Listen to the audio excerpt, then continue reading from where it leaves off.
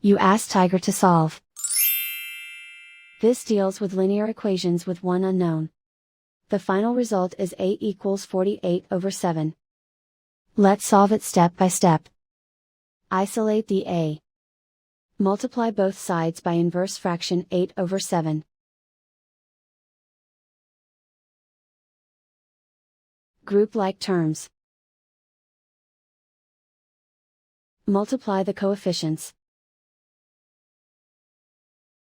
Simplify the fraction. Multiply the fractions.